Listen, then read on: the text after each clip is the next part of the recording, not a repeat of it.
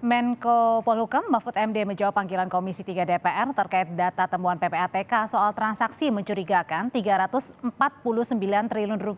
Dalam rapat, Mahfud MD yakin data yang ia punya benar, sementara Komisi 3 DPR meminta agar data yang dimiliki Mahfud MD, Sri Mulyani, dan PPATK diaudit. Dan informasi lebih lengkapnya kita akan bergabung sore hari ini dengan anggota Komisi 3 DPR dari fraksi Gerindra, Habibur Rahman, dan pegiat anti korupsi Saur Siagian. Selamat petang Bapak-Bapak. Selamat Selamat petang. petang, Mbak Audrey. Saya ke Pak Habib dulu. Pak Habib, ini kan Pak Mahfud ini yakin datanya sudah valid, tapi kenapa sih Komisi 3 melihatnya berbeda? Apa yang diragukan?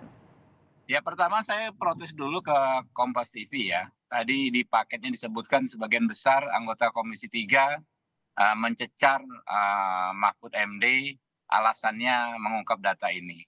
Kalau teman-teman lengkap mengikuti ini, bukan itu spirit utamanya, justru spirit utamanya adalah kami semua ya anggota Komisi 3 menginginkan kasus ini dibuka secara detail gitu loh. Jadi kita terus terang merasa ini kok narasinya dibangun sangat menyudutkan, termasuk pertanyaan Anda tadi ya. Jadi gini, kita kan menerima informasi melalui media. Ya. Ada pernyataan Pak Ivan, ada pernyataan Pak Mahfud, lalu ada pernyataan Ibu Sri Mulyani. Nah, itu kan berbeda-beda. Ibu Sri Mulyani di Komisi 11 mengatakan, ya kan, data dugaan TPPU di Kementerian Keuangan 3,3. Lalu di Pak Mahfud 35. Itu. Yang kedua, Bu Sri Mulyani mengatakan surat yang ditulis oleh Pak Ivan itu di luar pakem. Ya, sementara Pak Mahfud jelas-jelas mengatakan apa yang disampaikan oleh Ibu Sri Mulyani itu di luar fakta. Ya gimana kami? Posisinya mau meminta kasus ini ditindaklanjuti, dibuka secara detail kalau pejabat-pejabat kita aja pernyataannya bertentangan satu sama lain. Rakyat kan pasti bingung. Makanya kemarin memanggil Pak Menko. Memanggil Pak Menko. Ya makanya kan kemarin bukan Pak Mahfud sebagai Menko, tetapi ex officio-nya sebagai Ketua Komite Koordinasi Nasional Pemberantasan dan Pencegahan TPPU. Bersama waktu itu di keputusan rapat yang sebelumnya yang hanya dengan PPATK, kita mengundang Ibu Sri Mulyani sebagai anggota komite tersebut. Juga Pak Ivan sebagai anggota komite tersebut. Lah, saya nggak ngerti kenapa kemudian yang hadir ya Pak Mahfud, kemudian Pak Ivan, ada beberapa anggota komite tersebut, lalu Ibu Sri Mulyani malah nggak ada, gitu loh. Kan kalau dipanggil DPR itu seharusnya jadi prioritas daripada kegiatan, apalagi di situasi yang genting seperti ini, ya, di mana masyarakat menunggu. Kan Pak Mahfud sudah umumkan 349. Nah, masyarakat pasti kita juga sangat antusias menunggu ini dibuka, gitu loh. Nah ini yang maksud saya teman-teman media tolong dong ya, kita punya semangat yang sama membuka kasus ini, jangan melulu dijadikan sebagai ini aja, gimmick aja. Wah, mencecar alasannya Mahfud. Kenapa? Enggak kok, kita semua meminta ini dibuka detail. Faktanya kan nggak dibuka detail sampai saat ini, sampai kemarin pertemuan selesai. Kan nggak ada gitu loh. Oke, karena Akhirnya datanya kita berbeda-beda makanya dipanggil ya, termasuk juga Pak Mahfud MD. Nah, kalau misalnya Iya. datanya punya data berbeda-beda, Bang Saur, ini sebenarnya siapa sih yang harus disalahkan, siapa yang benar juga, Bang Saur? Saya kira ketepatan saya hadir di DPR bersama dengan Prof. Mahfud sesungguhnya clear. Tadi dibilang itu datanya itu dari sumber yang sama namanya PPATK.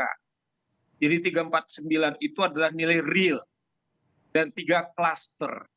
Cuman kan saya karena ikut sampai dengan terakhir hanya memang jumlah itu kalau ibarat katakan pohon Ibu Sri Mulyani jelas sekali, misalnya di pegawai yang diduga pegawai KPK itu sekitar 35 sekian triliun. Nah, ternyata kalau ada seorang pegawai punya perusahaan sekian, kemudian nama anaknya sekian-sekian, nah Ibu Sri Mulyani itu angka hanya terkait kepada pegawainya, dibuat ilustrasi. Ternyata kalau TPPU tuti pencucian uang itu adalah satu kelompok. Nah, yang kecil inilah yang disebut oleh Bu Sri Mulyani yang 3,5. Padahal itu bagian daripada rombongan yang lain karena memang karakter daripada TPPU itu bukan sendiri tapi bersama-sama.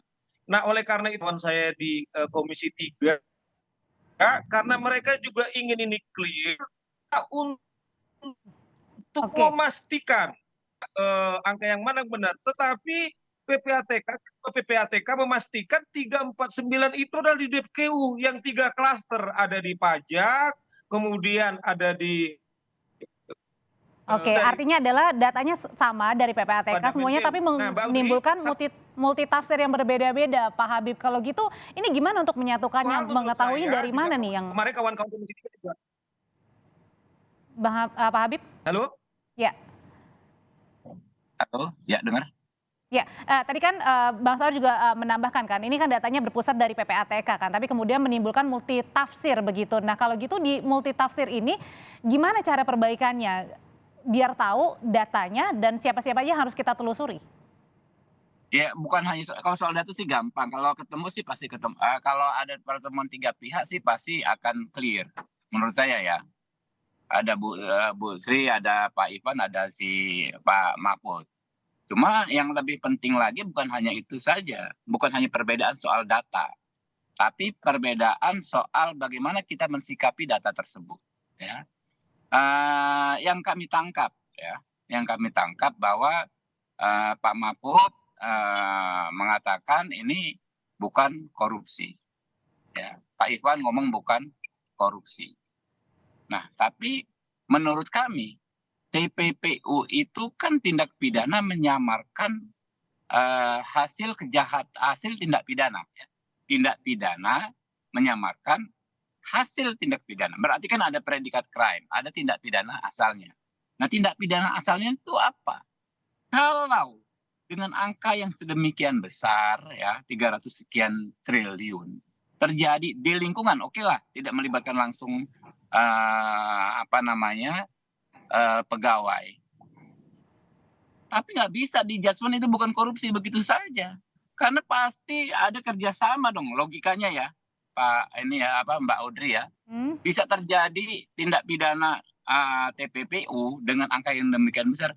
Kan pasti ada keterlibatan penyelenggara negara di situ. Nggak mungkin dong orang swasta main sendiri. Berarti ada segerombolan tertentu kan yang bermain kan, Pak Habib? Pasti melibatkan penyelenggara negara. Kalau penyelenggara negara terlibat dalam tindak pidana yang menimbulkan kerugian keuangan negara, namanya tipikor.